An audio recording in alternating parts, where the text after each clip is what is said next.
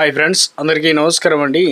ఇప్పుడే అందిన వార్త రాష్ట్ర ప్రభుత్వ ఉద్యోగులకు సంబంధించి నేడు తాజా సమాచారం. వీడియోలో వచ్చేసి 3 నుంచి 4 అప్డేట్స్ అయితే ఉన్నాయన్నమాట. సో ఆ వివరాలు ఏంటనేది కూడా వీడియోలో తెలుస్తుందా ఫ్రెండ్స్, చివరి వరకు చూడండి, అర్థమవుతుంది. మరోసారి ఛానల్ వస్తే తప్పకుండా సబ్స్క్రైబ్ చేసుకోండి. చూస్తున్నారు కానీ లైక్ చేయడం మర్చిపోతున్నారు, వెంటనే లైక్ చేయండి. వివరాలకి అయితే వెళ్ళిపోదామండి.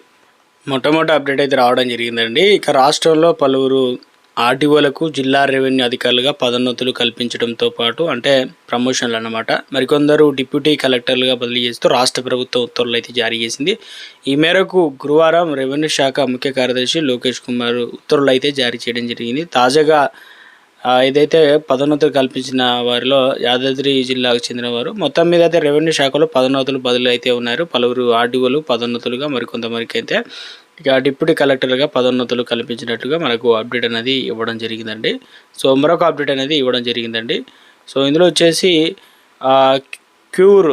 ఏదైతే ప్యూర్ రేర్ సమగ్ర పాలన దిశగా ప్రభుత్వం దృష్టి సాధించిందనమాట. సమూల మార్పులు ఇక కొత్త విధానం తీసుకురాబోతున్న పరిపాలన సౌలభ్యం కోసం ఈ కొత్త ప్రతిపాదన ఇక ప్రాంతాల్లో ప్రభుత్వ శాఖలు విస్తరింపజేయడానికి ఈ క్రమంలో పలు ఆదాయ రాబడి శాఖలను మళ్ళీ కూడా పునరుద్ధరించుకరించి కొత్త కార్యాలయాలను పోస్టులను కూడా ఏర్పాటులను చేస్తున్నారన్నమాట. ఇందులో భాగంగా ఇప్పటికే వాణిజ్య పన్నుల శాఖను 3 ప్రాంతాల పరిధిలో విస్తరించారు. ఒకటి రవాణా, స్టాంపులు, రిజిస్ట్రేషన్, పురపాలక, ఆబ్కారీ వంటి కీలక శాఖలుగా కార్యాలయాలను అయితే ఏర్పాటు చేసేందుకు నిర్ణయం తీసుకుని తెలంగాణ ప్యూర్ రేర్గా విభజించి ప్రభుత్వం సో మొత్తం శాఖల కు సంబంధించి ప్రక్షాళన, అదేవిధంగా కొత్త పోస్టుల సృష్టీకరణ అంటూ సో ఇక భారీగా ప్రణాళికలు సిద్ధం చేసిందనమాట. అదేవిధంగా ఇప్పటికే కొన్ని శాఖలకు ప్రక్షాళన చేసింది. మిగిలిన మరికొన్ని శాఖలను మళ్ళీ కూడా పునరుద్ధరించేందుకు గాను సో ఇక ఆదేశాలు అయితే జారీ చేయడం జరిగిందనమాట.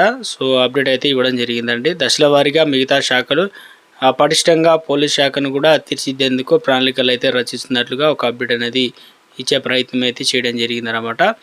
ఇక మరొక అప్డేట్ అనేది ఇవ్వడం జరిగిందండి.